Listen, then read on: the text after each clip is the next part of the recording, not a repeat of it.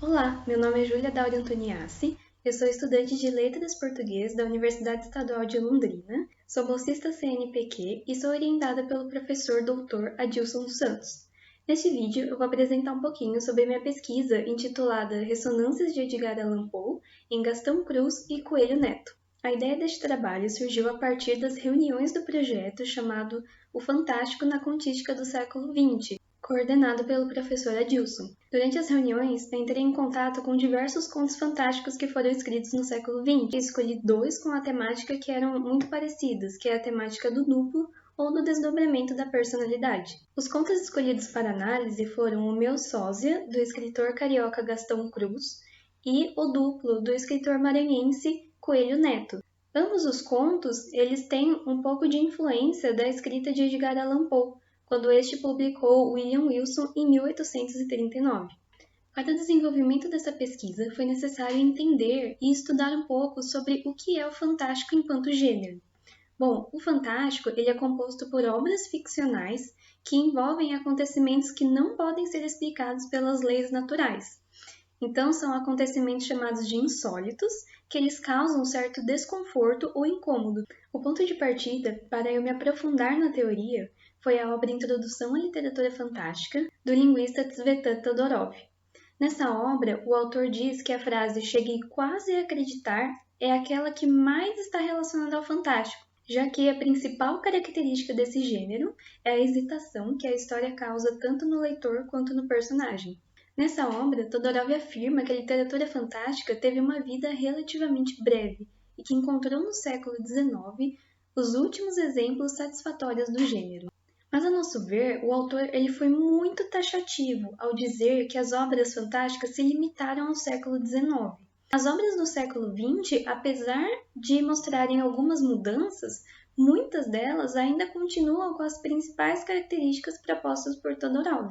Nós acreditamos que é exatamente isso que acontece com os contos de Gastão Cruz e Coelho Neto. Então, para isso ficar mais claro, eu vou resumir rapidamente cada um dos três contos. No conto de Poe, o leitor acompanha a história de William Wilson, um menino que durante a escola ele acaba se deparando com um colega que é idêntico a ele, mas não apenas na aparência, também no modo de se vestir, no jeito de andar, no jeito de falar, em tudo. Esse outro acaba acompanhando William em diversos momentos de sua vida, inclusive durante a vida adulta. Em determinado momento, quando William Wilson está cansado da perseguição desse duplo, eles entram num embate e William fere o outro. Porém, nesse ato, ele acaba ferindo a si mesmo. Então, no final da história, a gente percebe que ambos os eus formavam um único ser. Já no conto Meu Sósia, do Gastão Cruz, o protagonista também é confrontado com o seu duplo, nesse caso ele chama de sósia, e o protagonista Paulo, ele praticamente anula sua existência com muito medo do que o outro possa fazer no seu lugar. Nesse caso, também há um embate final entre um e outro, em que eles acabam rolando da escada da Biblioteca Nacional e caindo no meio da rua, e o protagonista acaba sendo atropelado. Mas no conto, ninguém acredita que esse outro realmente tenha existido. Apesar disso, alguns elementos mediadores são colocados ali no conto para confundir um pouco o leitor, como, por exemplo, uma poça de sangue que não é do protagonista e um par de sapatos que também não é dele. Por fim, temos o conto O Duplo, do escritor Coelho Neto, que foi publicado em 1927. Nessa história, o narrador Benito Soares ele conta uma experiência extraordinária que aconteceu com ele para o seu amigo chamado o Coronel. Então, Benito conta que ele estava dentro de um bonde quando, de repente, ele olha para frente e se depara com uma figura idêntica a ele, como se fosse um reflexo do espelho.